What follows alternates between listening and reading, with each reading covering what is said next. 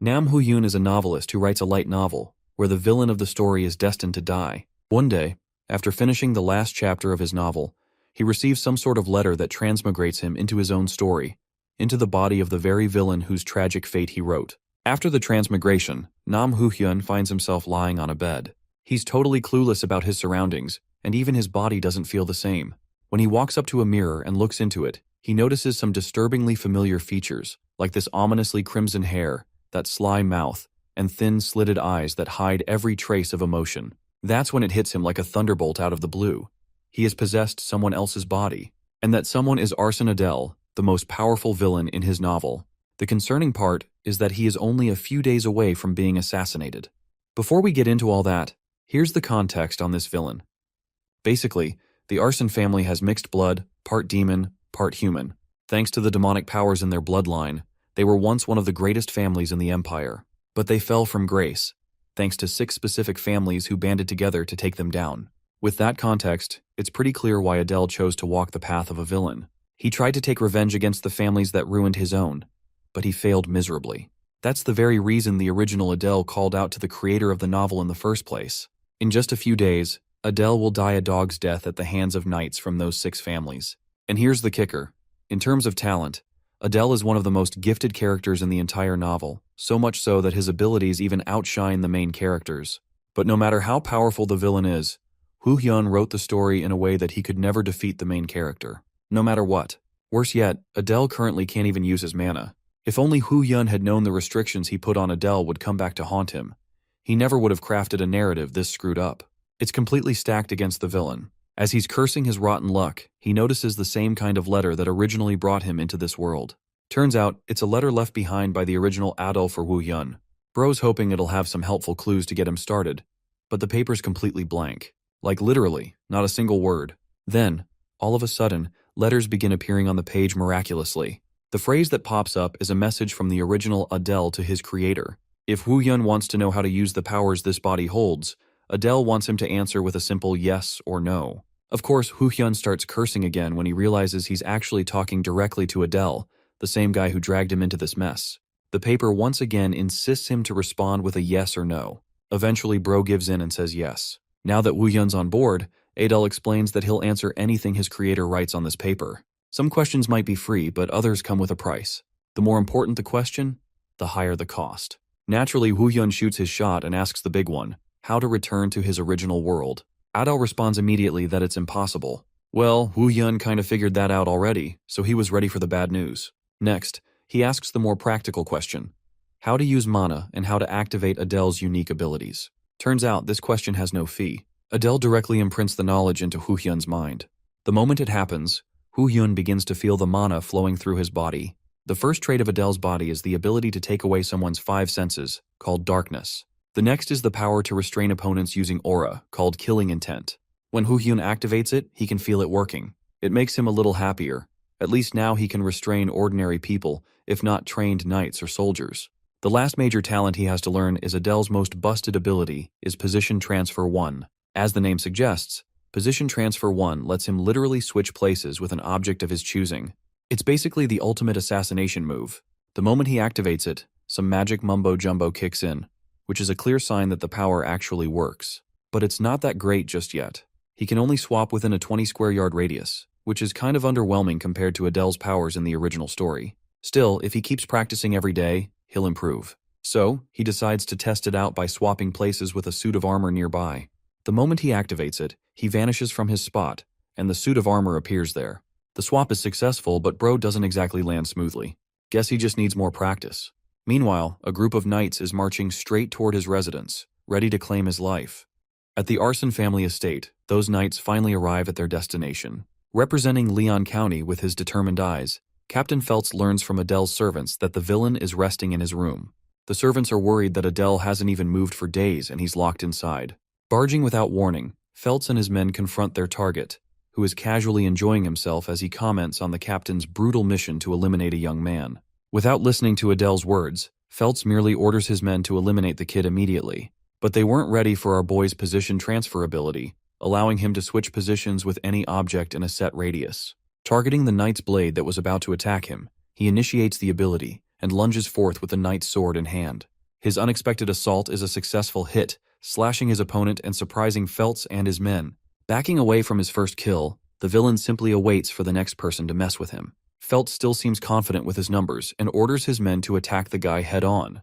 The battle ensues, but instead of recklessly confronting them head-on, Adele breaks a window and jumps. Also, using an excellent application of his ability, he first throws the sword into the ground. Then he activates the position transfer ability just in time to replace himself with the sword. This allows him to avoid having to deal with the fall damage and escaping safe and sound. Next up, he needs to escape to the Arson family's forest. As he's delving into the forest, Feltz orders his men to chase after their target to confirm his elimination.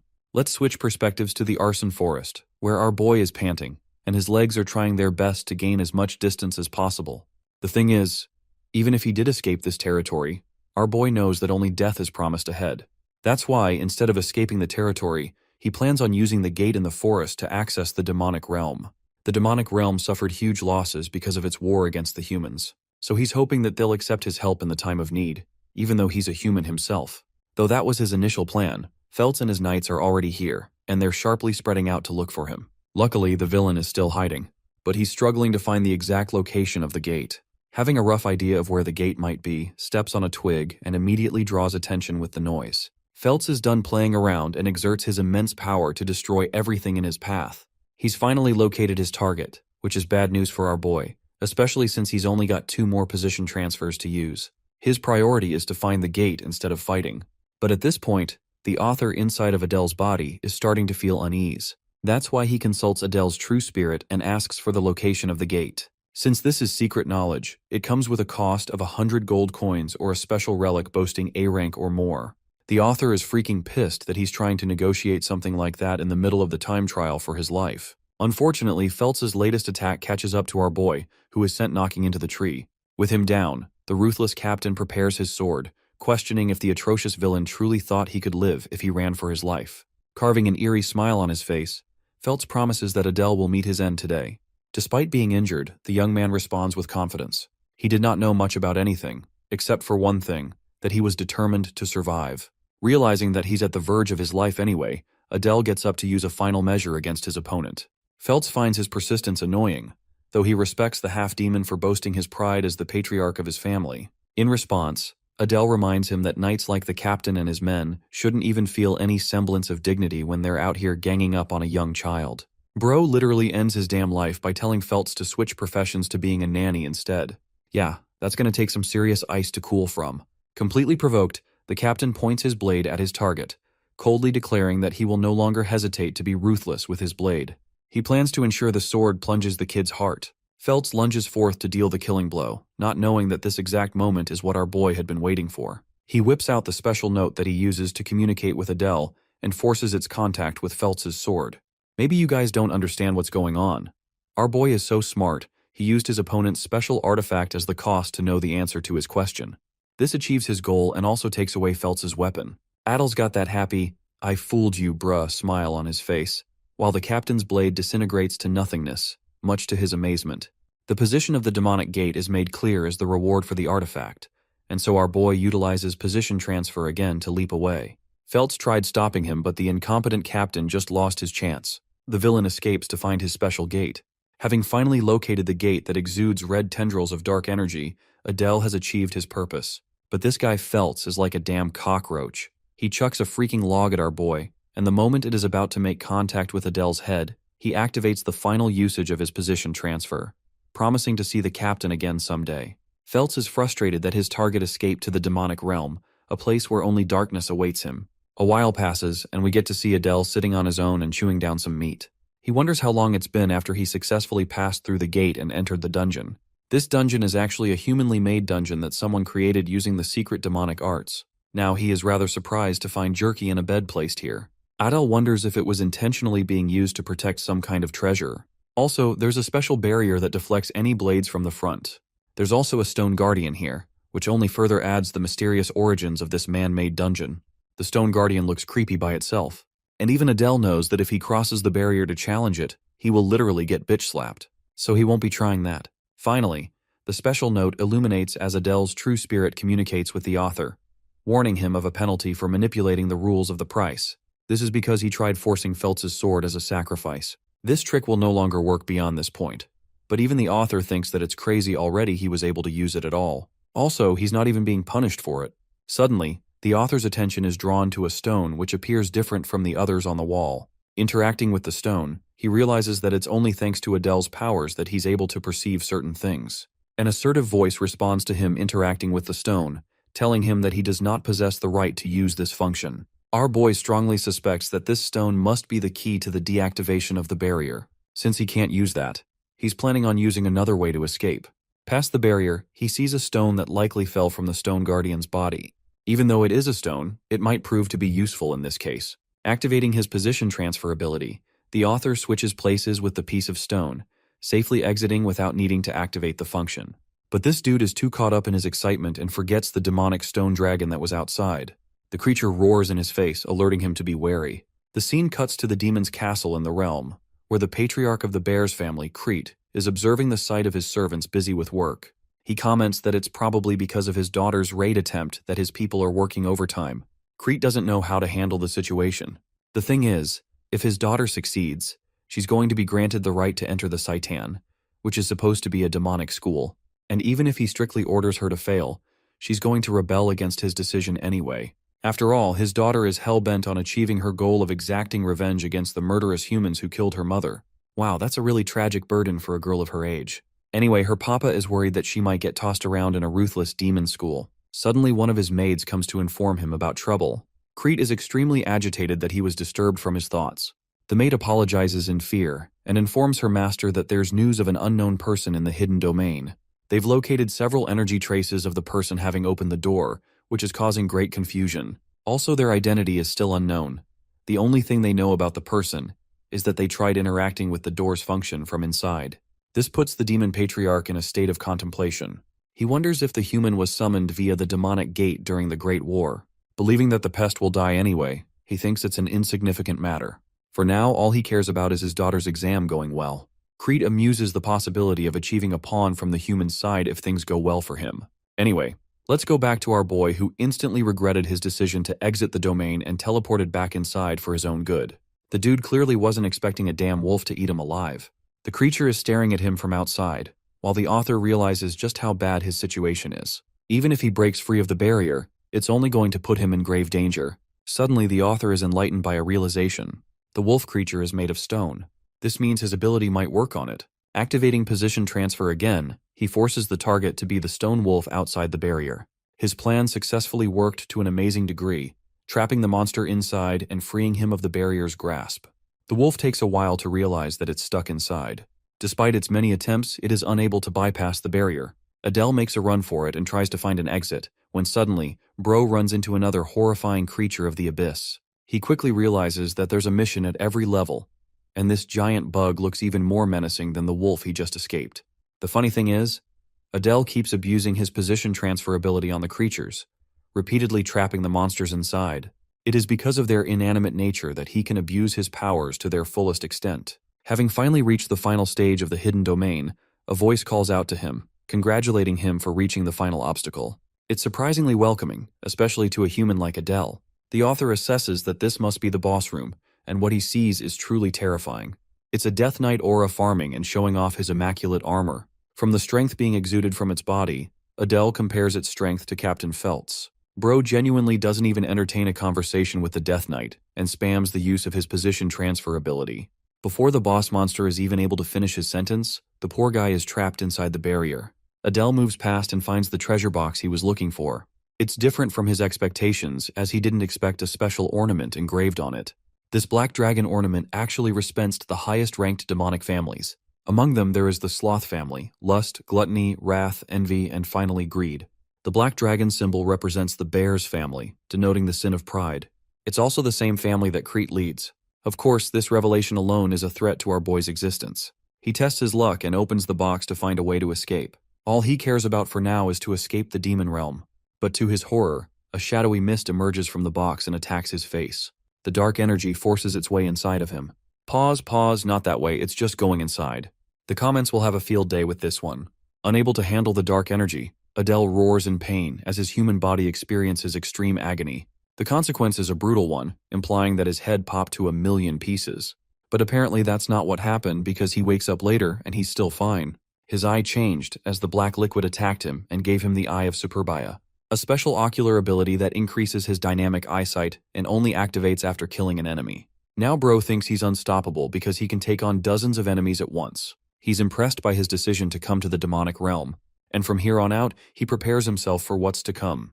Ahead of the chest is a giant doorway. Adele wonders how he should act, because there's going to be tons of forces lined up to seize him outside. Going outside practically ensures his death, so he has to think of another way. He amuses the possibility of surrendering faster than light, which is funny, but that's not going to work either. Right now, the issue is that he belongs to the arson family, and the moment the demons find out about him, they're gonna kill him. So he goes on to cover the insignia on his neck. As for the Death Knight from earlier, Bro is out here busting his sword against the barrier and demanding to be freed. The troubled Death Knight alarms him that Her Highness is coming. But of course, Adele has no idea who that is. It was at this moment he finally realized why there were rock beds and jerky around the hidden domain. It's because this hidden domain is a testing ground for the higher families to train their children. It's important for him to know what he's dealing with, so he immediately takes out his special note to communicate with the real Adele. The author inquires about the closest character to him right now. Once again, Adele's soul demands a sacrifice to offer a response to that question. Unfortunately, the author's at a pinch here. So instead of paying with gold or artifacts, he spends 100 points of his mana, which is a brutal way of handling things. Finally, the answer to his question is revealed, as the person most closest to Adele is Renee herself, who is the youngest daughter of the demonic patriarch of the Bears family. Our boy faces an "oh shit I am screwed" realization because there's no way he is beating her. The Eye of Superbia, which he stole, is supposed to be her reward for completing the training, and our boy literally stole the achievement. Because she's got plenty of authority in the demonic army, Adele is assuming that she's going to annihilate the Stone Guardians and show up in front of him. That is exactly what happens as Renee slices the Death Knight to pieces and confronts the human before her. In a serious tone, she demands to know the man's identity. Realizing that there's genuinely no way out of this one, Adele concedes by kneeling before her. He actually manipulates her by telling her that she successfully completed the hidden domain and became worthy. But the demonic princess is genuinely pissed and not having any of it. Sweating bullets knowing he might die here, the author lies to her, telling her that he's supposed to be her bodyguard assigned by her father. He's also glad that she's yet to recognize his possession of the Eye of Superbia. Having distrustful eyes of the vermin before her, she taunts him for looking pathetically weak for being a bodyguard. Adele emphasizes that he's actually quite capable despite his looks, and he's slowly growing optimistic of this meeting. She lowers her blade and laughs. In an effort to earn her trust, Adele switches positions with her sword and shocks Renee by appearing before her eyes. He doesn't do anything to attack her though, and simply asks if she was impressed by his capabilities. Renee grabs his hand in Ange before snapping away. She doesn't say anything, which makes him boggle his mind wondering what she thinks of him now. Playing it casual, he tells her they should head out together as the patriarch is waiting for her arrival. This man is a top-tier gaslighter, goddamn. Adele also tells her that he's going to be taking care of other duties that he's been assigned by her father. Inside, he knows he's got to hurry up and get the fudge out or else he's doomed. Finally, he opens the door, causing Renee to become startled at the sight of her father. She wasn't expecting him to be here with his men. Intrigued by the whole situation, Crete finds interest in the human. Meanwhile, our boy is out here questioning his existence because now he's got to come up with an excuse to fool her dad too. He's going to be killed on the spot if they realize what he's done, but for some reason, Crete has yet to lift a finger. Crete attends to his daughter and asks if she cleared the domain. After confirming that she did, the patriarch requests the human to follow after him. Not knowing what's in store for him, the author ponders what's about to happen. He quickly follows suit, and he can't even consult the special note anymore because he doesn't have enough mana or things to offer. Having arrived inside the family mansion of the Bears family, Crete signals everyone else to return to their quarters. Glad that he's being given the chance to escape, Adele is celebrating on the inside. That is, until he realizes that there are guards secretly watching his ass in case he tries to defy orders. In his office, Crete meets his daughter, emphasizing that Renee has successfully completed the final task. But he still wants her to be sure of her decision to enter the training school. Renee is determined to go and answers yes. Crete goes quiet for a moment, before asking about the human she encountered in the reward stage. Recalling the way he shocked her with his powers, Renee confirms him to be a strong person. This pleases the patriarch's ears, causing him to be eager about the mysterious human. He concludes their discussion by approving of his daughter's admission to the Saitan school. As for Crete, Bro isn't even thinking about his daughter. He's more impressed by the human who entered the domain and cleared it on his own. Not to mention that he claimed the Eye of Superbia, and yes, this basically confirms that he knows about our boy being in possession of it. Finally, Rene's opinion is the most assuring confirmation he could receive. All of these factors point to one thing. He could use the human to his benefit. While this is happening, the clueless author is wondering just how long he's going to have to wait for them to finish up. At last, the human is given directions to the patriarch's room. He appears before Crete, who stares him down with a menacing glare. Adele is already afraid of what's to come, and wonders how the demon patriarch is going to handle this. He inquires why Crete permitted him to live. The patriarch carves a smile on his face before cursing him out for having the gall to fool his daughter to an impressive degree. Also, he casts an overwhelming amount of aura, to the point Adele is forced to submit beneath it. He realizes that the patriarch doesn't intend to kill the human, which is an observation that Crete finds amusing. Releasing the pressure, he allows the human to regain his composure. But Adele is out here panicking from the experience he just had. Crete is impressed by the human's sharp wits and inquires for his name. Adele responds with his name without including his family's ties. The patriarch then uses his demonic force to manipulate the human's body. At this point, our boy is genuinely clueless on what this dude actually wants from him. Crete orders him to open his mouth. Whoa, pause again. The demon patriarch shares that all he has to do is continue on with the story he was telling his daughter. While this is happening, a dark energy enters our boy's mouth, choking him from the inside out. Crete reminds him that the poison inside his body will kill the human instantly if he ever tries to deceive them. Adele is out here choking on his words, while Crete casually tells him that he's going to offer him a nice place to stay for later orders. The one-sided encounter meets its end with Adele at a loss for words. In the next scene, he is shown his new quarters to stay. Unfortunately, Adele doesn't have much choice but to accept what he was given in this shabby house. He's glad enough that his life was spared for the time being, even though it feels like he's being used as a tool. Also, the author is glad to have earned the patriarch's acknowledgement, which may turn out favorable for him in the long run. As far as his goals are considered, the dude has to do something about the damn poison inside of his body. Smartly making use of his position transfer ability, Adele forces the inanimate poison out of his body. He can't even think about what horrors would have been caused if something else had been teleported from his body instead. Anyway, Adele doesn't want to kill the poisonous creature, knowing it will alert the demon patriarch. The creature wakes up because its mana supply was cut off. Finally, Adele collapses on his bed, knowing he's no longer threatened by the poison. The tiny creature is snoozing right next to him. He's at the verge of sleeping when the status window opens, alarming him of his upgrade in abilities. Position transfer reached level 2, but the mana costs are too demanding. Adele wonders if there's a way for him to actually increase his mana pool so that he can hold his own against the main characters of the story. He figures out that there's indeed a way to achieve this effect. The scene cuts to Rene's expressionless face as she disapproves of our boy's plan. So far, he's been keeping checks on her for the past 3 days. Bro is getting ghosted in real life. That's how bad his situation is. The author assumes that she must have had a brighter personality, but thanks to the loss of her mother, it has made her ruthless and distant. Even as the author, he feels sorry for what happened to her. The servants of the patriarch call out to both Adele and Rene because Crete has summoned them. Adele thinks that it must be regarding Rene's entrance to the demonic school of Saitan. Of course, despite her accomplishment of successfully clearing the hidden domain, Saitan was on another level. Crete tells his daughter that she's destined to die after a while, and if that happens, she'll never be able to achieve her goals. This causes Rene an air of disappointment and sadness. Meanwhile, Adele is out here feeling like a third wheel to a parent-daughter conversation. To both of their shock, the demon patriarch entrusts her bodyguard to help keep her safe. To his surprise, the girl literally rejects this offer, which is really funny considering that she's willing to trample over her own goals just to get away from our boy. The thing about Saitan is that it's the only school where the promising heirs of multiple demonic realms gather. They're constantly experiencing conflict with the imperial school of the main characters. And in the original story, Rene was destined to face her death because of the conflict. It's the worst location on the planet, because death is always just a matter of time for the demons there.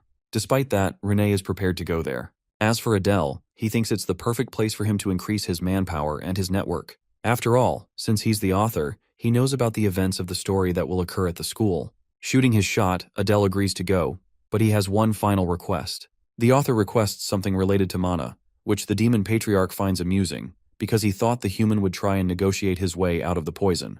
The good thing is, Crete has yet to catch on to the fact that Adele no longer has poison inside of his body. Crete curses him but considers his request. Now that they're alone, Adele wonders what the demon patriarch will offer him for mana.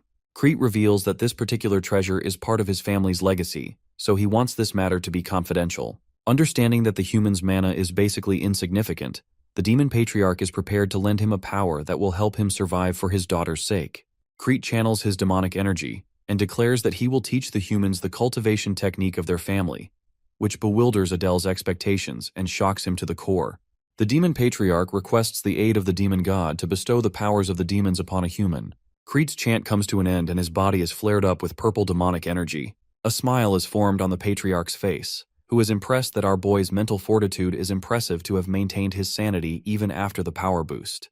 Adele learns that his cultivation technique will help him receive mana directly via the demon god, which means he's pretty much got an overpowered storage of mana now. Interestingly, Crete has noticed that the human's family has its ties to the 7 deadly sins. Though the human attempts to feign ignorance, the demon patriarch emphasizes that he's not worried about any betrayal schemes coming from the human. After all, the poison worm will take care of everything if he did in fact turn out to be a spy.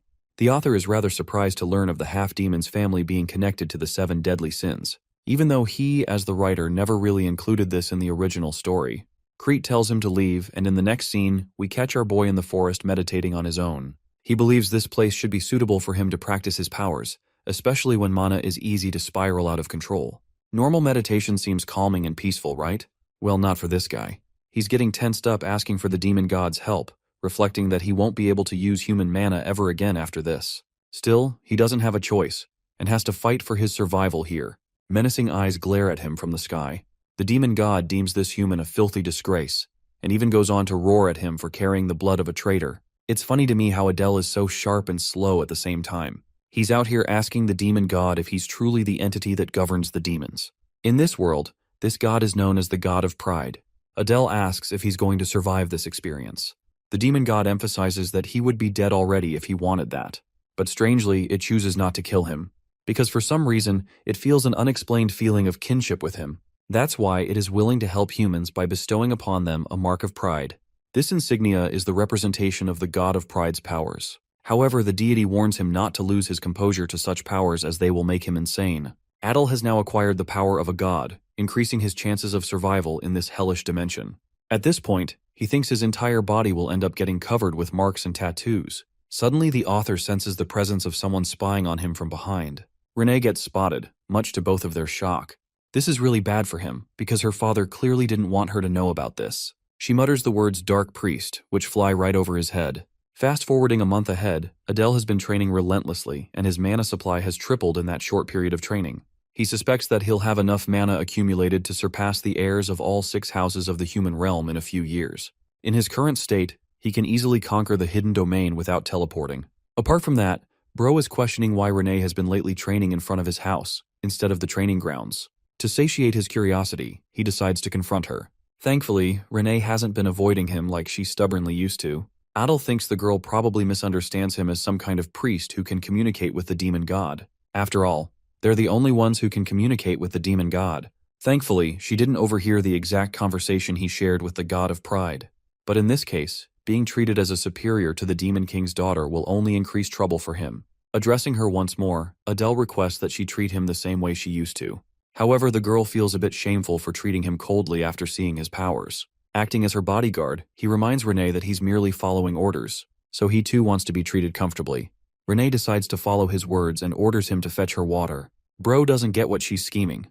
Renee emphasizes that she's just following what he said just now by treating him coldly. Adele realizes that this guy is going to have to follow her every word at this point. Dude just can't win here. Having brought her some water, he assesses that he must conquer a domain, but unfortunately Renee is glued to him everywhere he goes. There's the issue of the main character of the story passing over to the demonic realm soon. He doesn't want the treasure of that domain to be lost, because its reward will help him survive Saitan. The author asks about her preparations for the enrollment exam. Renee is a bit surprised he's asking a question like that. Adele reasons that she's going to have to fight the strongest humans eventually, so it worries him to ask. Renee doesn't seem to be worried at all, though, stating that she's got everything prepared. Adele suggests she double-check, because it could always end up being a thorn in her path if she forgot something important. Renee is pissed off by his imprecise language. Adele reveals that he's genuinely concerned for her. But this girl is sharp. She's not ready to be manipulated so easily. She quickly noticed that he wants to go on his own in her absence. Bro meets a dead end with his approach, while Renee is out here annoyed that he might be getting bored of her. To calm her down, Adele finally reveals the truth of his interest in conquering a domain nearby. Instead of getting pissed off, she actually goes into a contemplative state. She tells him that she's actually forgotten something, just like he said. At first, our boy was as happy as he could be, but then she reveals that what she forgot is actually her warming up for the training. Long story short, the girl wants to go with him to conquer the domain and warm up her skills. She thinks it would easily be conquerable in one day. Of course, Adele is worried, but he can't exactly deny her as his superior. Let's explore more about this secret domain. It's titled the Domain of the Undead, so you can only expect what's going to come next.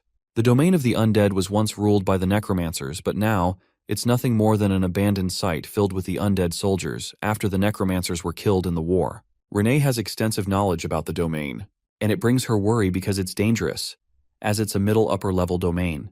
Right now, the number of the undead soldiers is worrisome. That's why Renee's help will be necessary in this mission. The only problem is, going together will make it harder for him to escape with her. And if the news reaches the Patriarch's ears, he's going to get in trouble for putting her in danger. So that's why he requests her not to come, highlighting the Patriarch's reaction for leaving without his permission. But this demonic girl is already prepared. She knows a secret exit from the mansion. She takes him to the secret hole that no one knows about. Adele realizes that she must be used to sneaking out for doing this so casually. Renee doesn't respond to him, and they quickly use the exit to leave. Arriving in a misty mountain range, the duo walks ahead. Adele asks about how long it will take, but this seems to earn an annoyed reaction from her. He realizes he messed up and tells her they'll just go ahead. Anyway, Renee explains that they're going to have to climb over the mountain, and that will be it. For her, this is easy to say, but for our boy, he's suffering inside. Finally, they're at the desired location. The place is destroyed and abandoned. Renee is out here cursing in her language, while the author believes he's got to hide his family name from her no matter what. Now, since he knows the way inside, the duo digs their way ahead. The domain rests under a large rock statue, which soldiers situated underneath to protect their lands. Having arrived at the entrance of the place, Adele offers to take the lead for her, but Renee is confident and wants to go on ahead. Inside the domain, Adele is impressed by how bright it is. Renee finally leads him to the exact location they were looking for. From its energy alone, the author judges that it's an even more powerful region than the bears' training grounds. He suspects 100 graves to be buried here at least. Renee and our boy are moving on ahead when suddenly, a bonehead and his fellow friends emerge from the ground. These bald bags of bones surround the duo from every direction. Channeling her abilities, Renee unleashes her advance and disintegrates the skeletal soldiers like paper. Right now, Adele is really glad that he brought her along. He understands that at least one necromancer must be casting the use of the soldiers, so they need to target him. He blocks an attack and tells Renee that he'll be right behind her. The defeated soldiers only end up resurrecting again, much to her shock. The necromancer leading his troops stares them down, impressed by their audacity to step foot in the domain. He ordered his soldiers to eliminate both intruders. This is bad for the duo because the undead soldiers keep on reviving. Adele instructs her to keep on advancing and target the necromancer. As for him, he's busy helping create an opening so she can execute on her goal here. Defeating more of the soldiers, the author tells her that he's got this side covered, so she can focus on her role. Channeling her powers, the demon patriarch's daughter lunges forth to kill the necromancer. The mage summons even more soldiers to stop them, but Adele thinks they need to focus on taking him out quickly. If they can break the caster's orb, this battle will be as good as gone as he can then use Position Transfer's new ability. Well, their troubles shoot up to 1,000,000 when a goddamn King Kong-sized skeleton is summoned out of nowhere. Adele is worried for Renee, but instead of getting beat like any weakling manhwa character would, this girl actually ends up defeating the creature in a full swing. She is much more powerful than Adele thought. With this, he activates Position Transfer to catch up to the necromance, closing their distance. His newest ability allows him to swap objects with each other instead of himself. So he casts Exchange, which relinquishes the orb from the necromancer's grasp and places it directly in Adele's hand. That's all they needed really, because the bonehead mage is basically about to get fucked without being able to cast anything. With the orb crushed and finished, the necromancer is automatically defeated along with his summons. Thanks to their combined efforts, they were successful in taking down the threat. Interestingly, the necromancer's final words are one of gratitude for the human. Adele faces a stark realization. He's the one who wrote the tragedy of this place in his story. And because of that, he really feels sad for his characters, and hopes that they're now finally able to rest in peace. Renee questions if there's anything else for them to do beyond the boss battle. Of course, there's the reward collection. Finally, he'll be able to get his hands on the item he so desperately requires. The item is called the Fang of Darkness, a dagger made from a special steel of the demon realm. With it, it can convert darkness into mana and increase one's abilities in the dark. The second item is a ring called the Eternal Full Moon, allowing the user to quickly absorb mana with moonlight. Adele is quite impressed by the dagger, and realizes that he can max out his darkness trait with this weapon. As for the ring, he doesn't really have any use for it, so he turns to Renee and offers it to her. She's okay with the reward and accepts it. Acting like a gentleman, Adele places it on her finger, causing her to visibly blush from the experience. She quickly draws her hand away, acting cutely in confusion. Our dense protagonist has no idea why she's acting in this manner. Renee, still feeling flustered, feels the effects of the ring coursing through her body. She really likes it. Next up, Adele decides to keep all of the gold from this place. But Bro's dreams are ruined when Renee goes into her killing machine mode and warns him not to be selfish. With the domina finished, the duo return to the mansion right before dinner. Next, they continue to train together, and another month passed eventually. The author was making great progress in the demon realm. He'd acquired just about 1,300 mana, which is comparable to the mid-tier demons in the realm. Finally, the demon patriarch summoned them a few days later, permitting them the chance to enter Saitan at last. The time has come for both of them. They will be going to the capital for the entrance exam. With their preparations wrapped up, the patriarch orders them to just leave. He doesn't even care about a proper farewell. Seeing Renee's expression, Adele realizes she is sad. She simply bows before her father and leaves. Next up, our boy does the same to accompany her. But before he leaves, Crete stops to remind him that he's got high expectations for the human. And this scene is sad in a way. The patriarch is wishing a human some hope, but not his own daughter who needs it the most. In the next scene, their carriage is prepared as Crete stares them down from above. The author notices that even demons must have considerate feelings for their children because he can tell Crete really cares about his daughter. Right now, the author may be worried about his future, but he's willing to do whatever it takes to achieve his goals in the demonic school of Saitan. Their journey starts off with a bumpy ride. Ever since they left the mansion, Renee has been scarily quiet. He wonders if he's at fault. At last, she turns to look at him with a strong glare, reflecting how he is much more handsome than she initially thought. Bro is getting rizzed up by a demon baddie. That should have been me.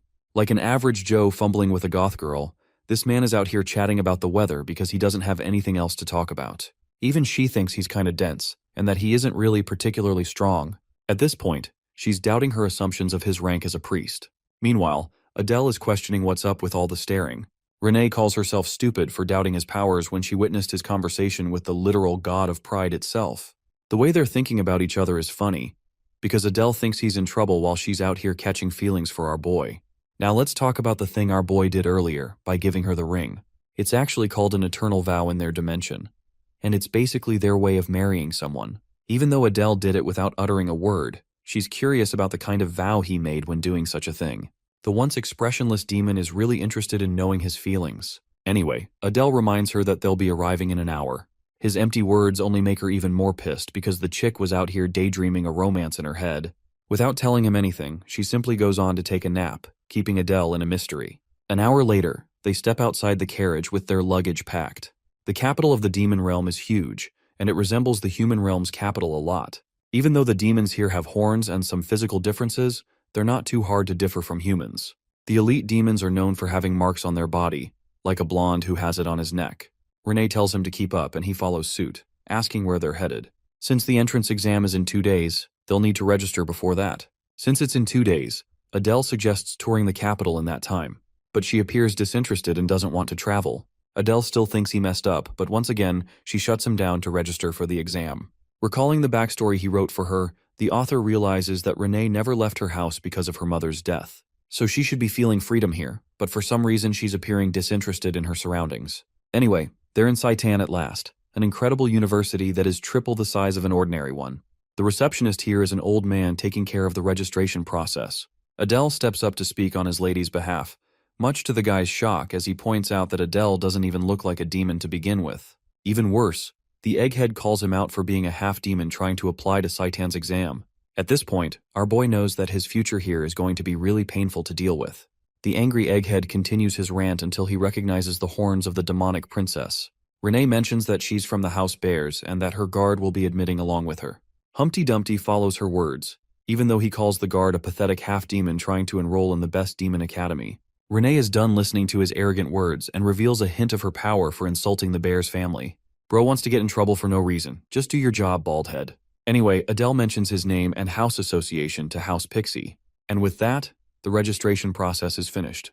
To explain why the receptionist is behaving this way, the author internalizes that the half-demons actually ended up banding with the humans in the war.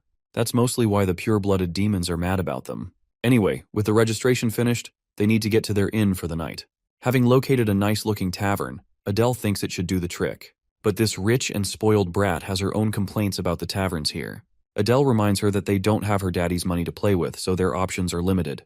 Crete only parted them with 10 gold coins, which will only be enough for them to live up to a month. After all, House Bears suffered major losses after losing the war, so they can't afford to overspend. The duo heads inside to book a room. Adele does all the talking for her.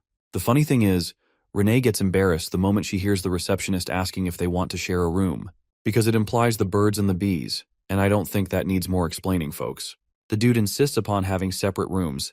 Since they'll have 2 different rooms, it will cost them 2 gold coins in total.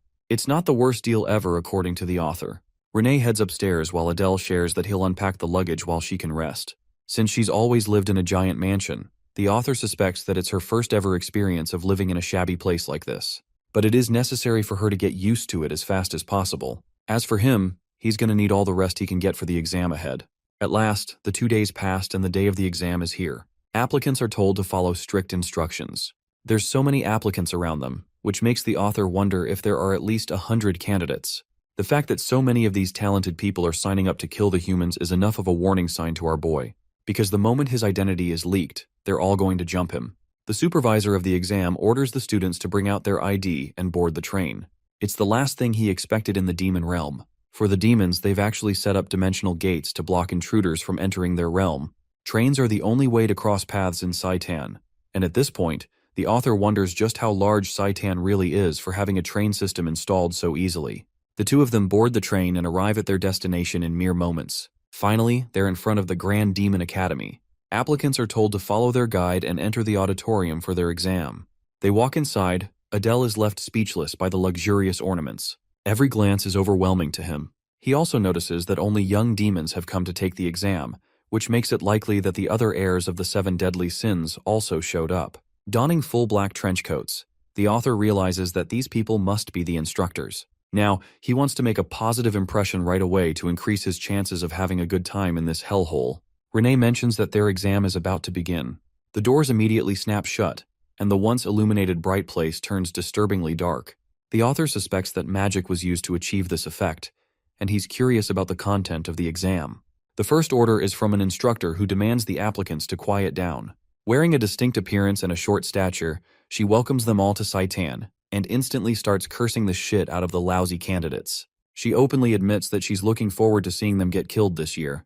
Wow, what a welcome. Adele is trembling by the sheer weight of her voice. Carving a malicious smile, the girl gets serious to attend to their business. She begins the exam procedure without warning them another word. The pressure exerted from her body is enough to cause every student to feel overwhelmed. One after another, the weak candidates are filtered out swiftly. The instructors aren't surprised by the headmaster's cruel way of handling the exam. Yeah, that crazy psycho chick is actually the headmaster of the academy. Also, this test is one of mental fortitude. The reason Headmaster Lucian selected this test is because she wants to see if the candidates have enough power to withstand an interrogation by the humans if the situation comes to it.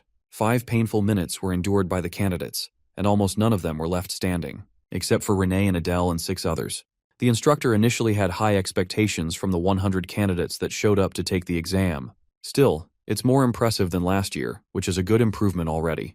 This batch of candidates especially includes the heirs of the 7 deadly sins. The instructors are confident of their arrival. However, they're shocked to find an unknown guy holding his ground. This kid is different from the heirs of the demonic families, and the fact that he maintained his sanity for 10 minutes is proof of his caliber. However, beyond this point, the instructors believe that the kid will cripple and fall. Though Adele is experiencing extreme agony, the male instructor senses a pulsing dark energy exuding from his body. They're all shocked, including the headmaster Lucian. Bro is out here looking like a demon god himself with this sudden transformation. Sensing the danger of the situation at hand, the male instructor senses the need to act and kill the candidate at once. At first glance, it was clear to everyone that the boy didn't appear special, but the moment he caused the very atmosphere around him to crumble, they recognized his hellish killing intent. It was a ruthless intent, as if he were one of the worst murderers ever known. That's why the instructor immediately wanted to act. But despite his preparation to act, Lucian observes that the instructor is hesitant. He is afraid of taking on a formidable threat, even though the kid is nothing more than an applicant. His colleague smiles, while the rest of the candidates are exhausted. At this moment, our boy understands that if he doesn't find a way to endure this test, he's going to crumble his mental state and go crazy, like the god of pride warned him. Then a plan sparks up in his mind. What if he used his killing intent to go against the aura of the girl conducting the test? So he does exactly that, knowing that he can't just wait around. His body exerts tendrils of red demonic energy, countering the headmaster's aura. Lucian is so impressed she wants to increase the intensity of her aura to make him submit. But the author is at the verge of going insane and actually holds his own, even after Lucian's increased intensity. It earns her attention, and at last, he succeeds in surviving the test. Even though he should be worrying about himself, his attention turns to Renee, who is holding her ground without much trouble. The same goes for the remaining heirs of the 7 deadly sins. The heir of envy, Baltan, and prone of lust, Samuel of gluttony, Aaron of sloth, and Guar of greed. They're all holding their ground. The author remarks that he wrote some of the characters with passion, but in the end, these meaningful characters all get killed by the heroes of the story. He takes notice of the 6 members and finally turns his eyes to the heir of wrath. Donning beautiful long hair of snowy white, she has a crown of thorns and scarlet merciless eyes. It was at this moment that he was staring down the worst villain of the story he wrote. He was facing the future demon lord Diana. The first part of the exam is concluded, but Adele is busy gathering his thoughts. Now the demon king typically comes from the family of wrath, so Diana basically doesn't have any need to be here at all. And yet, despite being a successor to the demon lord, she's come to apply as a candidate. So he wonders if something went wrong in the story. Anyway, the candidates who failed are being little bitches for being unable to pass the test. Most of them are spoiled brats who are complaining about the nature of the cruel exam. But the instructors don't give a damn about them being trust fund babies of their daddy. They make that part very clear to these rich imbeciles. The male instructor emphasizes that the applicants who couldn't even survive for 5 minutes are unneeded in the academy. And so, the gates are closed on the failed candidates. This first exam alone is enough to show just how ruthless the demonic academy is for treating its candidates. Luckily, Adel passed, and he also observes that Lucian is actually the headmaster instead of a typical supervisor. She alone is the strongest person in the demonic realm, despite her cute-looking character design. Though he was lucky to survive the first test, he needs to hold his ground for the ones remaining. After all, most people fail in the second exam. While this is happening, the author notices that Renee is gathering a ton of eyeballs. She's got a lot of fans for being super strong with her combat ability. It only makes sense that the heirs of the 7 deadly sins are famous figures. They were able to withstand Lucian's aura as well. Poor Adele is a bit disappointed that he isn't getting noticed like all the others, especially since he stood his ground. Renee comes around praising her so-called bodyguard for passing. Though he passed, the author is satisfied to have shown to the instructors that he isn't a normal candidate. With this impression, they will be sure to remember him, or so he thinks. The male headmaster demands their attention and properly introduces himself as Ares, the instructor in charge of their education. This guy looks so intimidating that Adele thinks he probably keeps a secret knife in his pockets at all times. Ares congratulates the candidates who passed, and elaborates on the test's purpose to test their mental fortitude in case they were to be interrogated by humans. The 8 applicants who survived will be granted extra points, and if they succeed in the second exam, they'll all gain access to the weaponry. It's Christmas for our boy, who is as happy as he can be for getting a chance to obtain such a prize. Well, the other candidates are equally as annoyed for failing even more now. Ares starts by explaining the nature of the second exam. First, they will show off their abilities, regarding the kind of talents they each possess to face the humans. They will be assigned a class depending on this specific exam, so they must be careful to bring out their best. Adele understands what is being asked of the applicants here, though he wonders what kind of humans they'll be going up against in this exam. Ares showcases them the opponent they will be facing for this special exam, and with the snap of his fingers, he summons a creature born from the essence of light. Donning a distinct set of armor and a recognizable sword, Adele immediately realizes that they're about to get destroyed at the hands of the strongest hero among the 6 great human families. It's basically the definition of fighting the final boss of the game while you're at level 2. It doesn't make any sense for this overpowered dude to be here. Renee observes his reaction and wonders if he knows about the guy. Of course, poor Adele can't even reveal that they're going to go up against Ninai Sel, the head of the Ninai house, and a man closely related to the protagonist of the main story. To make matters even worse, the author internalizes that John Wick's overpowered cousin over here is actually the protagonist's father, the sword saint who stands unrivaled with his sheer talent alone. Some of the candidates are smart enough to recognize who he is, and they've already given up hope to pass this test. It's not a surprise they know about him, since this guy is a one-man army responsible for bringing down multiple demon houses on his own. Of course, even Ares understands that the kids will get massacred in a full-on battle against the sword saint. That's why Ninai Sel won't be using more than 10% of his strength in the fight. Initially, Renee thinks this test is about to be way too easy with those odds. But the author carefully reminds her that they're facing a literal apocalypse-level threat inside the body of a human. Even at 10% of his output, the Sword Saint can easily wipe out cities. This makes Adele curious about how these applicants will overcome the exam. He thinks that there must be some kind of criteria in place, and while the information scroll could be really useful here, he doesn't have any money to waste on it. Aries announces that they're going to be dividing the applicants in teams of 4 to take him head-on. To make it even fair for the applicants who scored exceptionally well, the top 8 will all be separated from each other, and the remaining candidates will be assigned at random. Bro is really happy to be included in that list, while Renee is a bit ticked off that her teammates are freeloading off of her. As for Adele's team, yeah, these guys are already giving him hell for simply existing in the same team. Renee gives him a cute tap on his shoulder, gesturing to him to return safely. Adele happily wishes her the same, and that's how 33 groups were formed. Adele was the leader of the last group, and his team members include Kina, Chris, and Sanchez. He doesn't recognize a single one of those names as the author, which means they're pretty much NPC characters without any specialty in moving the plot. Kina and Chris are really nice and greet him well, but Sanchez appears to be a stuck-up emo bitch with issues. He immediately attacks our boy with his words, shaming him for being a half-demon. The situation is so bad for the author that even the NPC trash characters are out here grilling his ass. Anyway, he ignores it and encourages the group to do their best. First off, he wants to clear off some roles for his team. So he starts with Chris in an effort to know about their abilities and skill sets better. Chris cooperates nicely, showcasing his mana transformation ability to morph a triangular prism into armor and sword. Though his abilities lack high killing intent, they are versatile and can be used in a number of ways. This is a really good sign to Adele, who wanted this kind of teammate. Kina is next and explains that she's a support player instead of a damage doer. With her powers, she can amplify the speed of her allies by offering a prayer to the demon god. After casting her buff on Adele, she feels really exhausted, but our boy teases her by making light of her ability. Anyway, this is really bad for him. The chick's buff is practically weak as hell, so he's got no idea how she managed to pass. Last up is Sanchez, who showcases his rock-type enhancement ability. Bro is out here turning into Super Saiyan Brown. It's not bad for a tank-type fighter. At last, Sanchez demands the leader to show his abilities. Tossing a ring in his direction, our boy casually teleports up to him with godlike speed, stunning Sanchez as he could have killed him at any second in a real battle. Kina and Chris are really impressed by their leader's unique teleportation ability. In his mind, the author willingly chose to keep the rest of his powers a secret, because he just doesn't know what they're going to be up against in the future. As for their team formation, he wants Chris and Sanchez to prioritize defense. He will take the center and Kina will support from the rear. That sounds like a good enough formation for the test, so they all agree in unison. And with that, the second exam is about to start as Aries calls the designated teams to step up. Group 1 is first in line. The author is impressed to find the candidates possessing blazing eyes of determination, even though they were going up against the Sword Saint. Well, not that it matters, because the moment the exam begins, it also ends in that very small instant. Group 1 is decimated, and not even Adele could see the Sword Saint in that small duration. Aries calls for Group 2, which also gets annihilated. Group 3 meets the same fate, and upon calling Group 4, the candidates rebel against the nature of the ridiculous exam, calling it rigged from the start. Aries excludes the 2 complaining candidates from the test, and asks the remaining 2 members if they want to still participate. Adele notices a blonde kid actually going forward with the exam, despite being handicapped.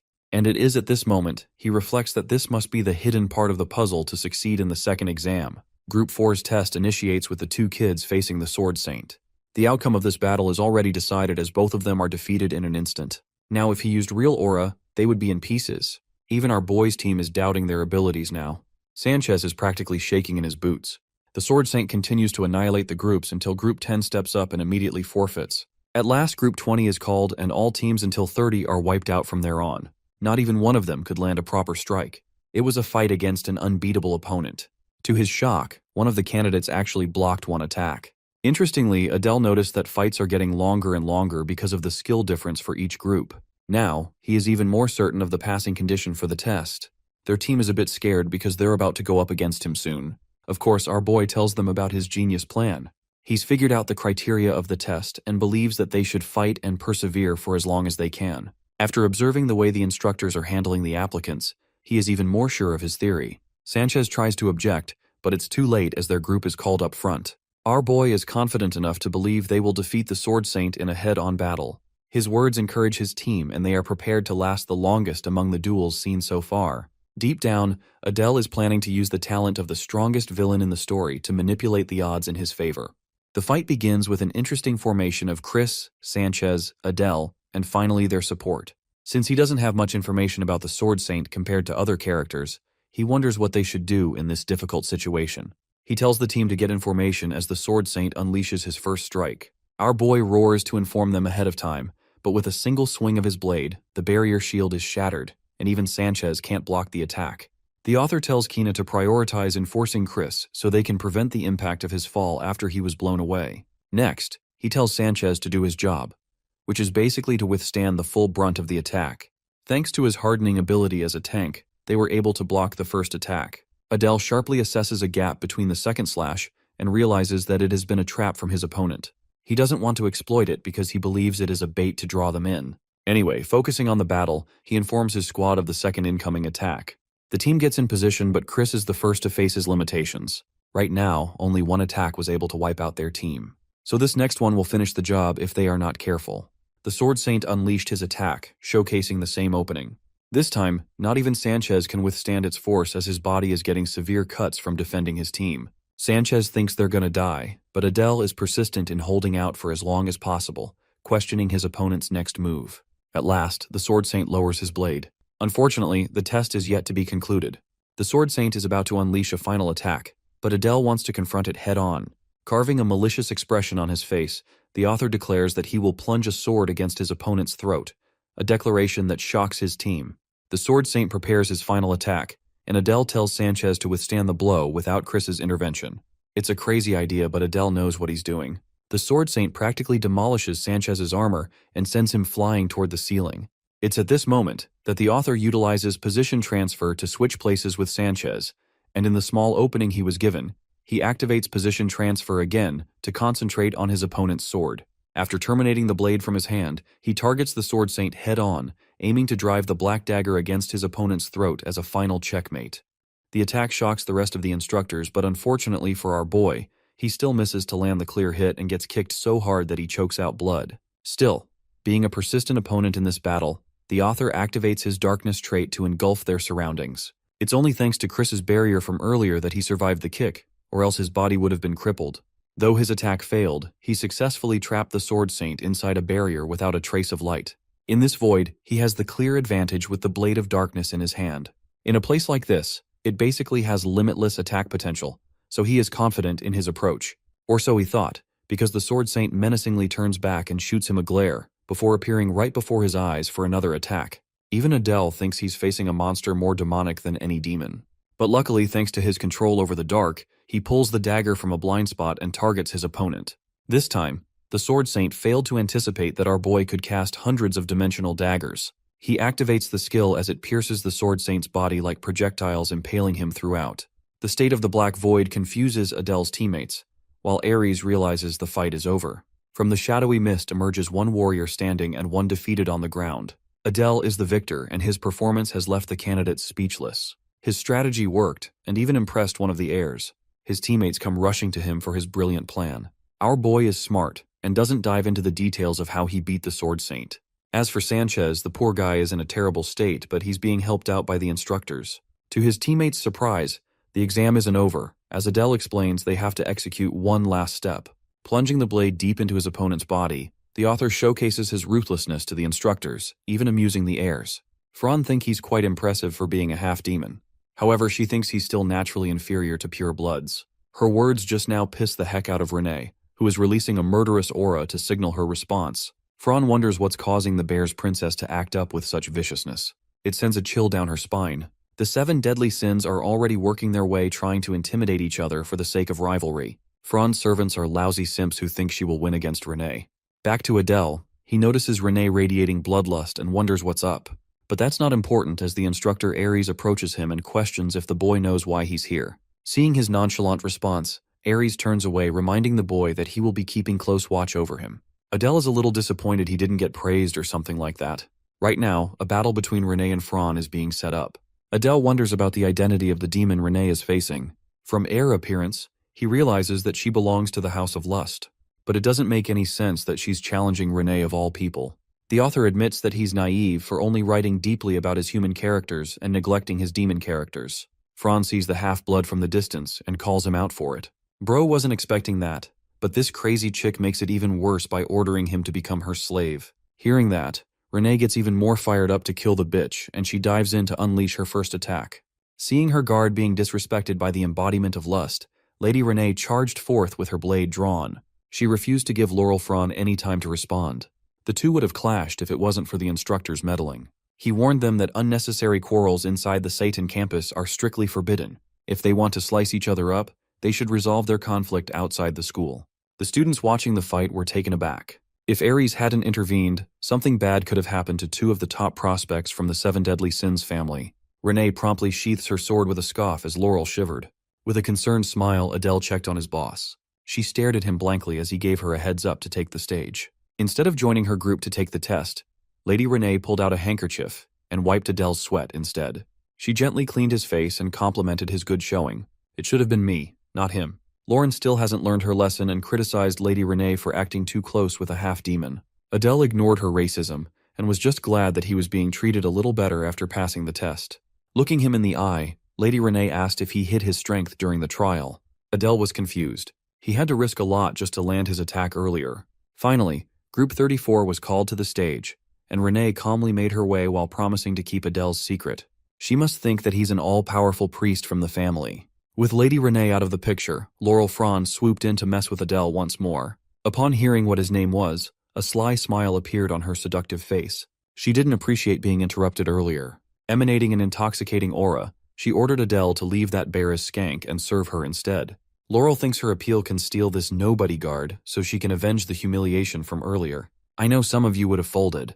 Wholly unaffected by her bewitching ability, Adele nonchalantly dismissed her and turned his attention to Lady Renee's performance. While she throws a childish tantrum, he focuses on the stage. Adele has high expectations for the children of the other Seven Deadly Sins family, but he's rooting for Renee. The Sword Saint had been rebuilt, leaking a bone-chilling aura around his attack range. It's an intense standoff, and Renee is not faltering in the slightest. Instead, she took a step forward, ignoring the three nobodies in her group completely. Her actions piqued even the future Demon Lord's attention. The air of envy, Balton laughed at her boldness. Adele, on the other hand, felt his alarm bells go off. Logically speaking, walking up to the Sword Saint is a death sentence.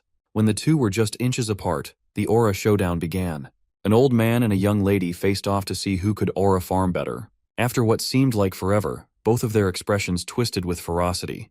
The Sword Saint tried to stab her but ended up getting cut down in half, his sword and upper body sliced in two. Everyone was flabbergasted by the young lady's display of dominance.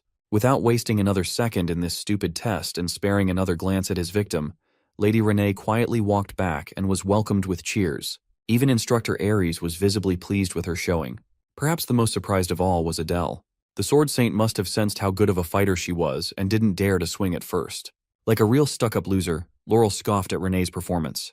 Curious, Adele asked the heir of lust if a team comprised of Seven Deadly Sins heirs could defeat the real Sword Saint at full power. She laughed and answered that no life form can defeat the real Sword Saint as of now. Maybe if the previous Demon King was still alive, they would stand a chance.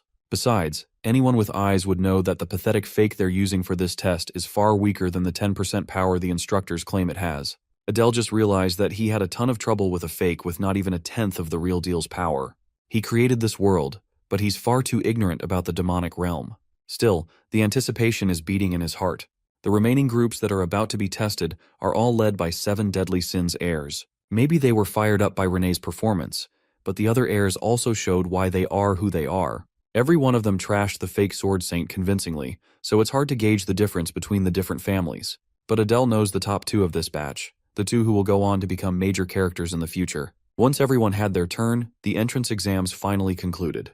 After gathering everyone in front of the podium, Instructor Ares announced that everyone who had the balls to participate in combat, regardless of the result, got a passing grade. With this, the remaining youngsters are now official trainees of Saitan. Ares warned them not to celebrate just yet, for they had just punched their ticket to a hellish road that had broken a lot of demons before. For those who have passed, the entrance ceremony will take place in 2 days' time. Those who have managed to defeat the Sword Saint must stay for a bit longer. Adele reckoned this must have something to do with the promise of the reward mentioned during the first test. The heirs of the Seven Deadly Sins, plus Adele, passed with flying colors, and they will have the opportunity to enter the armory. Before that, Baltan raised his hand in question. He asked if they could exit the armory with tons of weapons in hand. He's excited to see what Seitan has in store for him. This delusional question is par with the course for the Son of Envy, Lycan Baltan, who has an insatiable curiosity and appetite. Adele remembers writing quite a bit about this guy in his novel. Instructor Ares calmly retorted that trainees would have a hard time progressing on wielding multiple weapons, so they are permitted to only take one. Refusing to entertain more inane questions, he led them to the armory. He touched a wall's surface and a magical seal activated. A hidden door materialized before everyone's eyes. Ares added that this is a privilege that Seitan is giving outstanding trainees. Whether they make the best or worst choice is entirely up to fate. Instead of an armory, the entrance looks more like a dungeon gate. Ares instructed them to enter in the opposite order of the exam, and they would be inspected upon exit. That gives Baltan the first pick and Adele the last. The big guy must really dislike him. Excited to get the first treasure for himself, Baltan cheekily waved at everyone before going in. Since Lady Renee already has a good weapon, she plans on picking up an artifact inside, and Adele plans to do the same. Since they've been thinking along those lines, the other heirs must also be considering it. All the good artifacts might be gone by the time Adele gets his turn. Baltan exited the armory wearing a blackthorn crown, supremely pleased with his pick. The worst-case scenario is happening. Just as expected, everyone is coming out with artifacts. Before he knew it, Adele's turn had come. He saw the bracelet on Renee's wrist and asked about its features. She simply urged him to go inside and find out the description for himself. Renee also warned him about some of the displayed items that do not have descriptions. Those things might be devoid of descriptions, but they shouldn't be worthless if they're being housed in the armory, right? Before he went in, Adele gave Instructor Ares a lingering stare. Seemingly offended by this, the big guy urged the trainee to talk if he had something to say. With an awkward laugh, Adele asked what the deal was with the items that didn't have descriptions. Ares succinctly explained that those ones are artifacts and weapons with unclear purposes and unknown owners. If one is lucky, they can score an amazing relic. On the other hand, it might bring about a lifelong curse. With one final warning, Ares pressed the last passer to enter. Adele will just have to find out if going last is a good or bad thing. Once he entered, the structure changed dramatically. It was surprisingly bright and tidy, yet he felt a little anxious. He saw the light at the end of a long hallway and followed it through. When he arrived at the armory itself, he was greeted by the sight of weapons and artifacts sealed behind magical glass. All kinds of demonic relics filled the massive room. Turning to his right, he found a unique-looking spear and read its description. It's known as the Twin Fang Spear, a weapon used by an unnamed demon for serpent hunting. Vengeful serpent spirits inhabit the tip, and when infused with mana, 2 serpents emerge. The description tries hard to make this shit sound important, but it's a trash weapon through and through. Besides, Adele already has his daggers. Next up was the Starlight Crystal, once used by a skilled astrologer. When injected with mana, the user can borrow the light of the stars to illuminate the surroundings. It's practically a glorified flashlight. That's a pass, especially now that Adele is investing in the dark element. Seeing an empty magic case, he curiously looked at the description of the item that used to be housed inside. It's the Great Circlet of the Victor. It grants the user exceptional recovery and stamina, binding itself to the user until the day they die. This thing must be the thing Baltan was wearing on his head. Adele found this discovery odd. He remembers getting rid of binding items in his novel, so he never thought he would run into one here. Looking left and right to scan the area, he became more and more convinced that all the good stuff was gone. The bind of the python is gone, and so are the flag of the demon general and insignia of the fallen noble. The 7 deadly sins took most of the broken artifacts, and most of the armor and weapons in this place are borderline trash. Thinking that he has no other decent choice, Adele turned his attention to a cursed artifact. But then he remembered a unique method only he could use. Pulling out the magic paper, he steeled his resolve to spend a bit of gold. Turning to a broken sword without a description, he asked the page for information. He was prompted to pay with either an artifact above the relic grade or 100 gold coins. Before pulling out his savings, he realized one more thing. Testing out his burgeoning idea, he turned to a damaged scroll and did the same thing. This time, he was asked to pay at least 50 gold coins for more info. Since the scroll gauges importance by cost, he doesn't even need to pay up. He just needs to go with the item that extorts him the most. There is a total of 7 description-less boxes, and he quickly scouted them. Information for the eagle-shaped black stone costs a single gold coin. It's an obvious dud. Since it's just 1 gold coin, Adele didn't see the harm in spending a little. He was met with the eagle's function. It exchanges the owner's fortune with someone else's misfortune. In other words, it's trash. Adele quickly continued prospecting the unknown relics. Some intel costs 100, and some are in the 50s. None of them are overwhelmingly broken. With only 2 more left to go, he finally found one that cost 300 gold coins, a shoulder pauldron. The page estimates it to be at least a mythical artifact. This thing puts all the other artifacts picked by the heirs into the dirt. Just as he was about to pull the trigger and pick the pauldron, his attention was inexplicably drawn by the last descriptionless item he had yet to scout. He felt the strange feeling of being watched even though he was by himself. The artifact is in the form of an unassuming necklace. Something tells him that Adele's sharp senses are tingling. So he pulled out the magic paper and asked for more information about the strange accessory. The page glowed with bright light, and it flew on its own, emanating a blinding light. The cheat paper displayed a single sentence in response. "You must offer a god. This thing must be at least legendary if it demands a god for a sacrifice." Just when he thought he was doomed, he had been blessed instead. Upon thinking about this a little bit more, he realized that he was jumping the gun a little too early. Right now, he's not even associated with a minor god, let alone the demon god. For now, he decides to try infusing a bit of his mana into the mysterious necklace.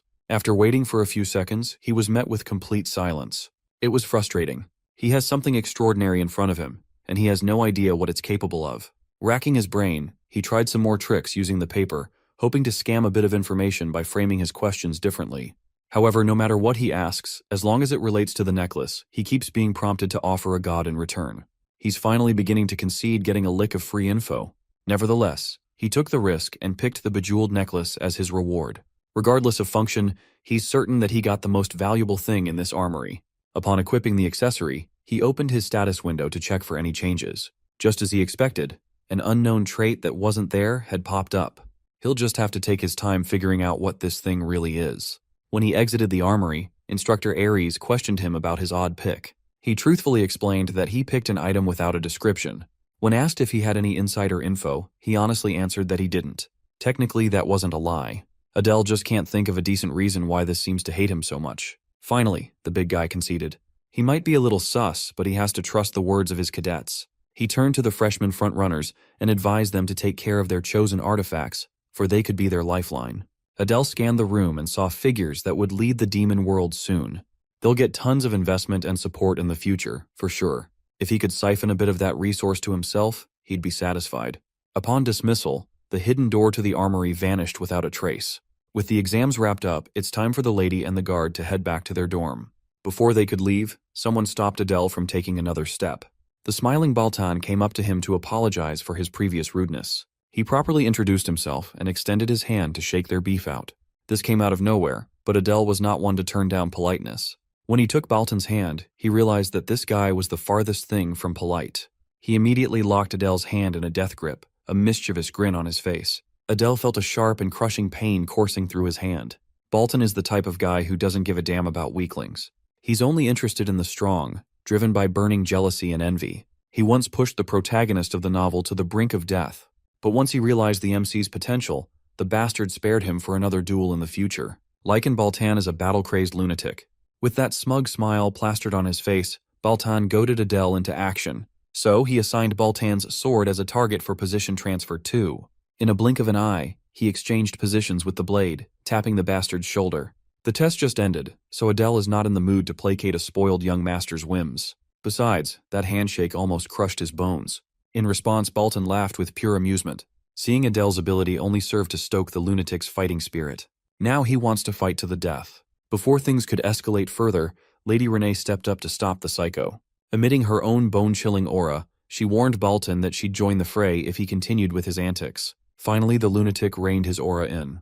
As much as he loves fighting, taking on 2 powerhouses at once would be a bit much. He doesn't want to risk injury before school starts. Besides, there will be plenty of chances to draw each other's blood. The maniac really is crazy. He says he doesn't want to get injured, but he's down for a fight to the death. Adele can't get a clear of Baltan just yet. For now, it's time to make his exit with the young lady.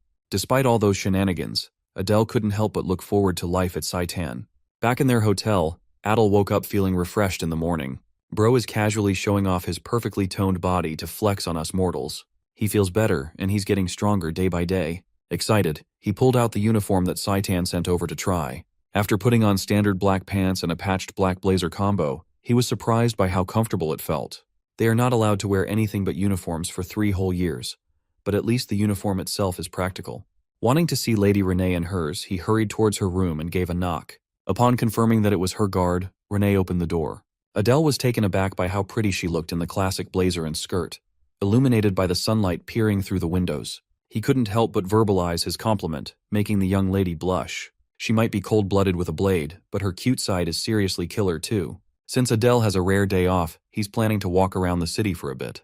He bowed and advised that she rest, but was stopped before leaving. Red-faced and bashful, she asked if he was forgetting something. She reminded him that he was on a day off as a student, but not as a guard. He totally forgot about his primary job after getting too excited at the thought of resting alone. To compromise, she'll just join him on a walk around the city after changing. Just like that, his planned day off went up to smoke. His sorrow was erased by the liveliness of the city. With how clean and peaceful it is, it's hard to believe that the war took place just 10 years ago. Reconstruction is still ongoing in the outer regions. Humans may have won the war, but they failed to fully take the capital. Tugging on his sleeves, Lady Renee innocently pointed to a street food stall, eager to try some. The meat glistened as the heat brought it to the perfect color. It's a skewer of seasoned buck and vegetables. Curious if it tastes like chicken, Adele ordered 2 for him and the lady. As soon as they took the first bite, the pleasant flavor uplifted their moods. Adele was amused to see the stoic Renee making such an adorable expression. Maybe she's starting to open up to him bit by bit. The two continued to stroll around the city square while happily chatting. It's been a long time since Adele had a real break, and this will probably be the last one he'll have. Eventually, their walk led them to a stalwart statue in the middle of the capital. Adele looked at the giant statue with confusion, and Renee had to explain that it depicted the image of the first Demon King. Looking at it closer, he noticed the uncanny resemblance to Diana. It's not every day you get to see the first Demon King's features up close. When Adele tried to focus a bit more, he saw the statue's eyes glow with a familiar light. The necklace dangling on his neck resonated with the piercing glare.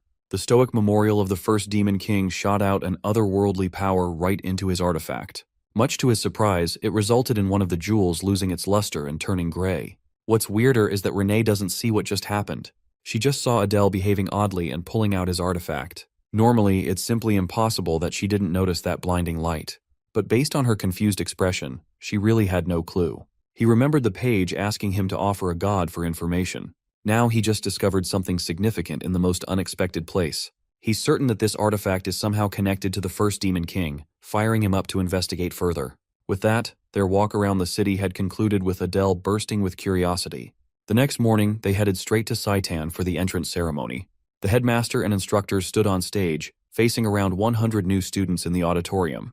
Adele can overhear the freshmen calling the headmaster a little kid, even though she's a monster who can crush them without lifting a finger. Some even find her cute. They are calling a child covered in tattoos cute. Some of Adele's batchmates need to investigate their hard drives. Suddenly, she shot a sharp glare in the direction of the scandalous students. Adele made a mental note of the possibility that she could read minds. With Instructor Aries' shout that shut everybody up, the entrance ceremony started. The headmaster gave a run-of-the-mill speech, and the atmosphere settled down. With the opening speech out of the way, the oath-taking for the top cadet and the runner-up commenced. As expected, the accolades went to Diana and Baltan. Looking at Lady Renee, she seemed unfazed that she didn't get the top spot. It makes sense, considering that her sole reason for enrolling is to take revenge on her mother. She doesn't give a damn about competition. As for Adele, he has his own agenda, no matter what anyone says. On the way up to the podium, Belton shot him a challenging glare and a cocky smile. Adele chose to just ignore him. Getting caught up with that maniac will be nothing but bad news. When the top cadet walked up to the stage, her presence alone showed why she was on top. As expected from someone blessed by the gods, the Demon King's daughter, Diana, is unmatched. The oath of the top cadet to wipe their disgrace and rebuild the demonic realm echoed inside the auditorium. Everyone could feel the rage from those who lost their homes and families at the hands of humans. If these demons find out that Adele is from the arson bloodline, the worst-case scenario would be torture for an eternity. With the entrance ceremony concluded, Instructor Aries directed everyone to check their assigned classes on the bulletin board. Everyone lined up neatly to find their names on the board. Upon scanning the assignments, Adele found his name under Class A. When he looked for Lady Renee's name, a tear almost ran down his cheek. Thankfully, his boss is assigned to Class C. He tried to appear upset, but the smile on his face gave his mood away. She asserted that he's still her guard, and he must drop everything when she calls for him. Pleased with the semblance of independence he just gained, Adele headed for his assigned classroom. On the way, he accidentally bumped into another student. The kid turned to him with murderous eyes, veins bulging in his neck. The rude kid threatened to kill him and called him a Cerberus-looking bastard. Adele was taken aback by the unprovoked hostility from a stranger. He recognized the kid as the son of Varus, a descendant of Gluttony, Samuel. He's pretty strong among the 7 deadly sins. The kid is picking a fight even though he's at fault. Trying to avoid any mishaps on the first day, Adele apologized. Samuel is one prickly freak with an extremely punchable face. Aside from Lady Renee, it seems like the children of the 7 deadly sins are all freaks. Adele can only pray that he won't be stuck with Baltan in Class A. In the faculty room of Saitan, a heated meeting was underway. Instructor Idea was protesting that she should be respected as a proper instructor of Saitan. Instructor Aries argued that she simply couldn't be trusted to handle a particularly dangerous child, and asserted that he had more experience handling such a case. Idea found it preposterous that this guy was trying to walk all over her to take control of Class A. Mediating in between the two, Headmaster Lucian asked them to pipe down. Idea finds it unfair that she's always being targeted by criticism. To clear the air, the headmaster let Aries speak of his reason for wishing to switch classes with Idea. He simply explained that he was better equipped to handle that trainee, Adele, for he had faced countless foes like that kid on the battlefield before. One look was all it took for him to see that the boy was a natural-born killer. He's the kind who would point his blade at his allies and must be restrained right away. The other instructors think he's overreacting to a half-demon boy significantly weaker than the children of the 7 deadly sins. Aries argued that raw power doesn't define true strength. Adele's boldness and calmness are no less than the best of the heirs. This is why he wants to take over Class A, which is to keep a close eye on the cadet. So, in the end, he's simply saying that Instructor Idea cannot be trusted to handle one standout trainee. Aries is treating his colleague like a kid. Hearing this useless chatter, the headmaster sighed. She leaked a little bit of her aura, forcing the instructors to shut the hell up. While she understands Aries' concerns, switching class advisors now would do more harm than good. However, she also recognized being a bit cautious would not hurt. So she simply tasked Instructor Idea to pay special attention to the Adele boy. With that, the meeting concluded, and the first day of classes shall officially begin. Inside Class A's lecture hall, Adele is sitting quietly while cursing his luck. In front of him was Laura Fran, the heir of lust, already pestering him non-stop. At least being stuck with her would be better than being stuck with Diana. And instead of Baltan, another one of his classmates is Samuel, the prickly brat of gluttony. Laurel conceitedly asked him if he followed her into class when everyone knew that class assignments were random. With a haughty laugh, she arrogantly bestowed Adele the privilege of being her slave again. Look at those horns. Some of you would have folded immediately.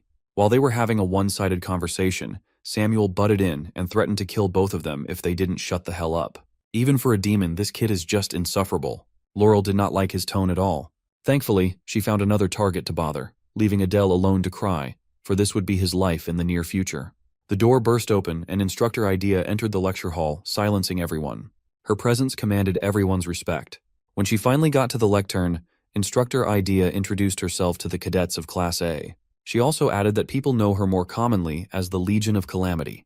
That nickname goes hard. Not gonna lie. The students murmured amongst themselves upon hearing her moniker. She's famed to have killed 10 or 30,000 humans at the Pollux River by herself. Adele liked what he heard. With such a strong mentor, his chances of survival should improve by a lot. With introductions done, she segued into how their classes will progress in the coming days. It's quite simple, actually. She will be in charge of teaching them hunting methods. Of course, they won't be hunting animals or demonic beasts. They will be hunting, one of the main reasons why cadets flock to Saitan. They will be learning how to properly prey on humans. Adele maintained his poker face upon hearing such a thing. Instructor Idea will be solely responsible for hunting classes. Magic and weaponry will be taught by other capable instructors. On top of that, she'll also be in charge of basic stamina training. For their first class, being cooped up inside a classroom won't suffice. They need to go to the training grounds. As soon as Adele laid eyes upon the grounds, he was shocked by its size. It's maybe 4 or 5 times larger than a typical field. With everyone assembled, Instructor Idea activated her ability and summoned a swirling black hole, directing everyone to pay attention to her actions. When the black hole reached critical mass, a spread of darkness descended. The hole turned into a portal, and the sound of metal marching out bellowed. An army of human crusaders trailed out of the portal, their expressions blank. Seeing the strained looks on her cadets' faces, she assured them that these were just illusions created by magic. She also created the Sword Saint that tested their mettle at the entrance exam. Adele could tell that someone capable of creating a clone nearing 1/10 of the Sword Saint's power was not someone to mess with. This instructor is a monster in her own right.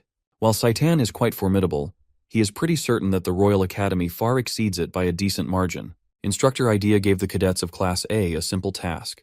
They must pass the humans and reach her. For starters, she scanned the field until her eyes landed on a particular trainee. She called Adele up to give him the first try.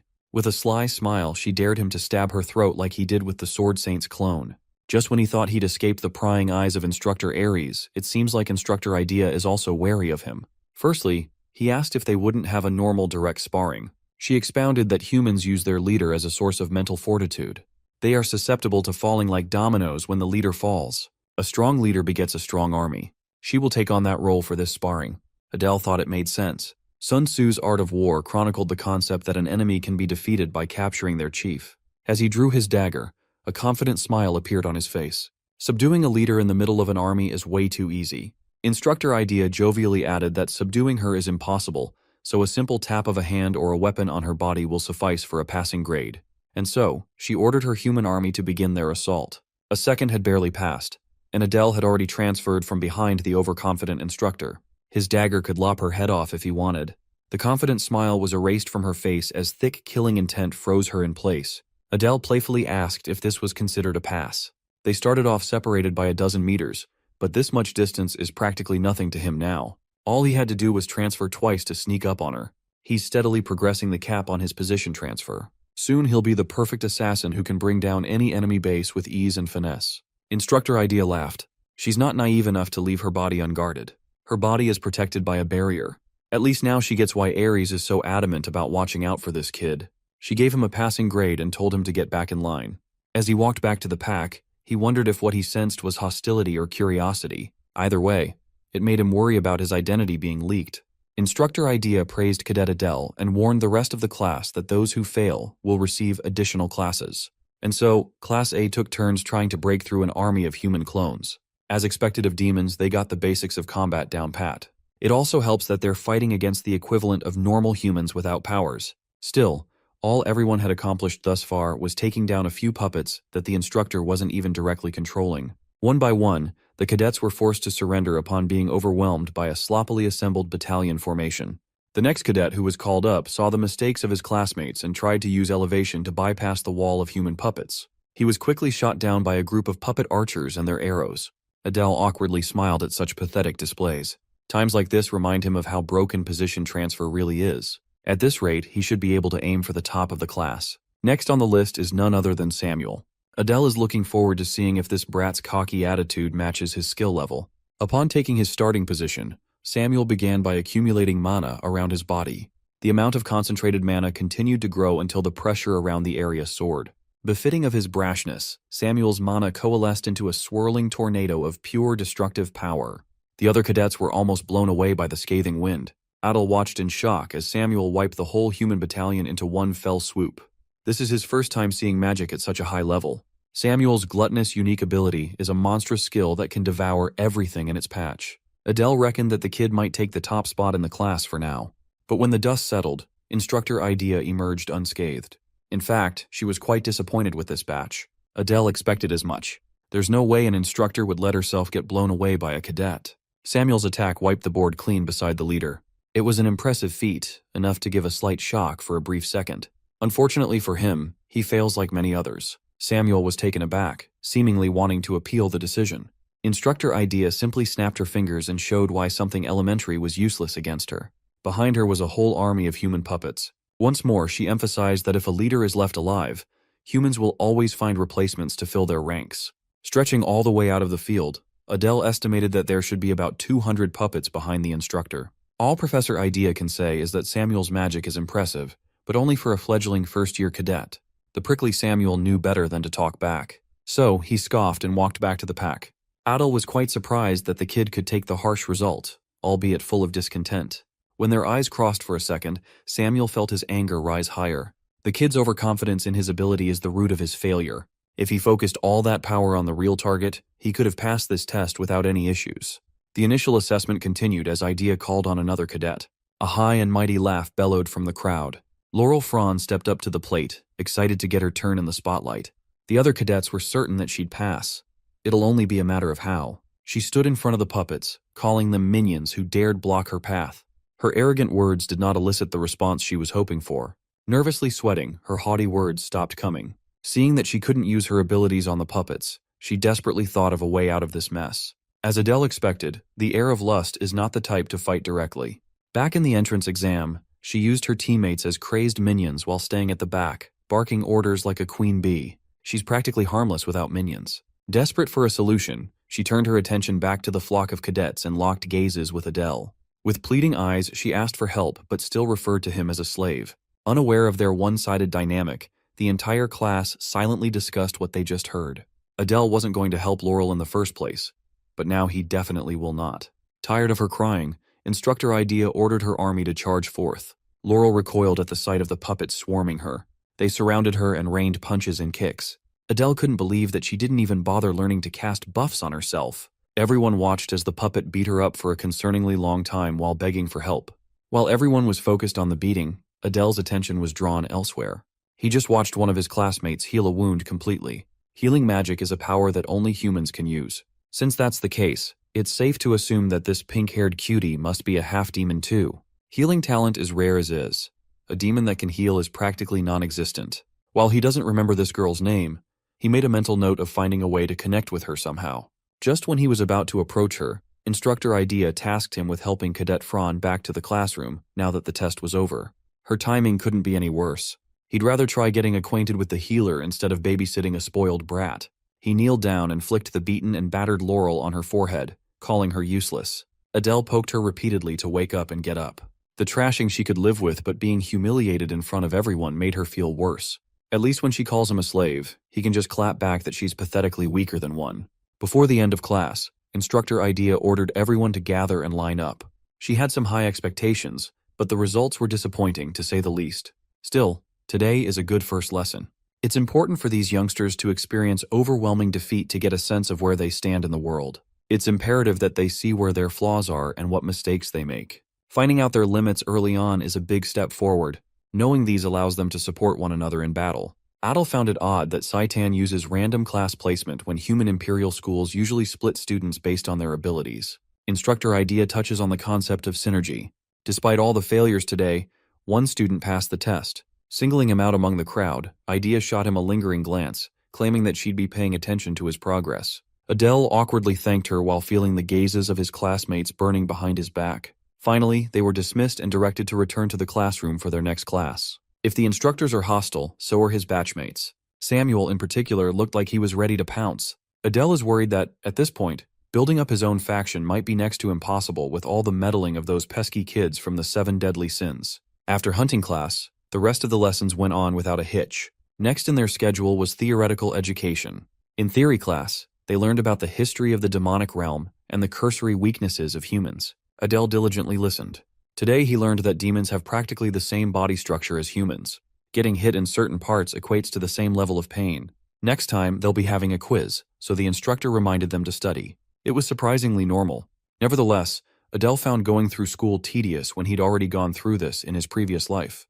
It's only the first day, but he's already feeling defeated. Just like in his previous life, he had no friends to talk to after class. Speaking of friends, there's this one girl he's been trying to get acquainted with. The pink-haired lady who has healing powers. Since the next class won't start for a few more minutes, perhaps this is his chance to talk to her. Slowly walking up to her desk, the two exchanged a glance. With a warm smile, Adel properly introduced himself. The girl stared at him in silence while the rest of the class dropped whatever they were doing and paid attention to the two. Now that he's thinking about it, Adele realizes that when two half-demons do anything together, they are bound to draw attention from the masses. The girl is visibly uncomfortable with this, so it would be best to save the rest of the conversation for next time. So he quickly extracted himself from the awkward situation. Heading to the door, he just wanted to head to the restroom and feed loneliness to his mana or something. Suddenly the door opened, and Samuel walked in. For the nth time today, the two locked eyes. Adele just wanted to get out. Yet this prickly brat looked at him like he was lower than garbage. Trying to keep the status quo, Adele reluctantly deferred and made way for Samuel to go in first. As the kid passed Adele, Samuel scoffed and murmured about how he's a nauseating, low-class creature. Everyone has a bottom line. Adele tried his best to stay out of trouble all day, but he's finally reached his limit for bullshit. He turned his head and sarcastically praised Samuel's family, seemingly touching on a sore spot. Samuel unleashed his stinky aura and asked him to repeat what he just said. Doubling down, Adele praised the gluttonous family for producing absolute garbage that can walk and talk. Those words pushed Samuel over the edge. Though, to be fair, it doesn't take much to provoke him into unbridled rage. Unlike Balton, who knows when to push and pull, this dumbass cannot control his pure hatred and hostility. If this kid is going to get in the way of Adele's plans, then it would be better to just take him out of the picture right now. Samuel contorted and shaped his mana around his body, forming a spiky armor. Adele was unfazed. He thinks that he should be able to get away with blowing an arm off if he frames the incident properly. But before the two could collide, the instructor for the next class had already arrived without anyone noticing. After dispelling their raging auras, the slick-backed, glasses-wearing instructor smiled kindly and politely asked everyone to take their seats. Both Samuel and Adele didn't even sense the instructor entering the room.